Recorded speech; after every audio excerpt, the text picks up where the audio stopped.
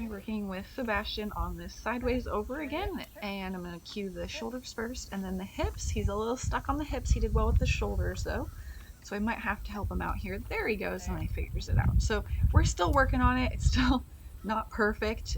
He gets it sometimes, and sometimes he doesn't. And like sometimes I'm out of position or I'm not asking him properly, so we're just going to figure it out. But that looks better. That time he was a lot faster to push his hip over. So, and putting the two together, the shoulder over and the hip over together is new for him. So it's not going to be perfect.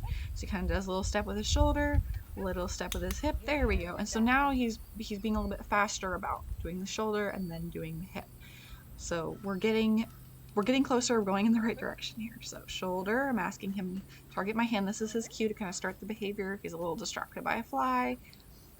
There we got a shoulder over, and then I probably could have kept asking with the hip, but I thought I was too close to the fence, so I just moved him forward. But I probably should have just followed through and asked for that hip over so I don't confuse him any more than he already is.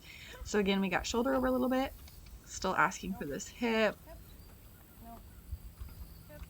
I'm going to help him out with the rope. There we go. So I think he did get a little confused. He thinks maybe he's going to do a spin here. That's okay.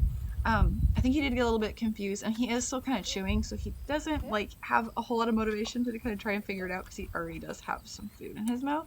So then I'm going to re-ask with the hip with the help of the lead rope, and he does step over nicely. Probably steps over even a little bit too much. There we go. And so then when he kind of steps there, or he steps and then stops, that's when I'm clicking because I want the step and then the stop. See, he's going to offer it to me a little bit more.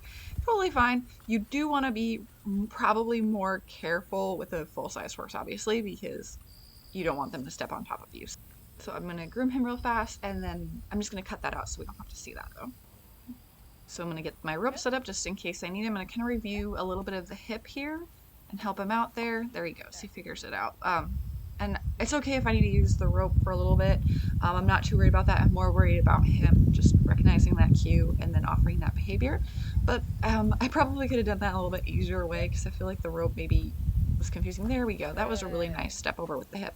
Like I probably could have learned to arrange like some obstacles so that he would step toward me. So, but I didn't know that at the time. So I was just using what I had there. And there he offers some sideways all by himself. So that was actually really, really good. That was perfect. Good job. Ask him to just redo that hip because I'm doing a little bit of a spin too and he's getting confused by those two cues. So I don't really want that. So cue with the hip and then ask with the rope. There we go. So it's just him figuring out my cues here because we did work on some of the spin and we were just working on the other side, so he's just a little confused. So again, asking for that hip over. There we go. And that'll get better over time. He's just trying to figure out what it is that I want him to do. And we're still in those beginning stages. There, that's a lot better.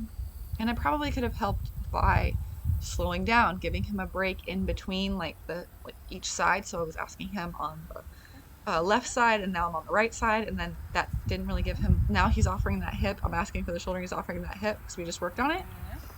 And then he's gonna do the shoulder, and there we got the hip. That actually looks really good. So he's trying very hard, but I could have helped him out. I could have used some obstacles to help make this behavior a little bit easier for him.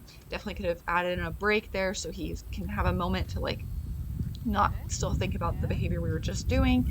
So different things we could have helped out. I could also let him chew a little bit longer so he's not kind of working on that and not really thinking about what I'm asking him to do. So lots of different things to improve on, but this is just going to kind of show where we're at this point in time with teaching this behavior. So you can see the beginning, the middle, and the end of it. So that's better about giving him a little bit longer of a break. Here I'm asking him for the shoulder.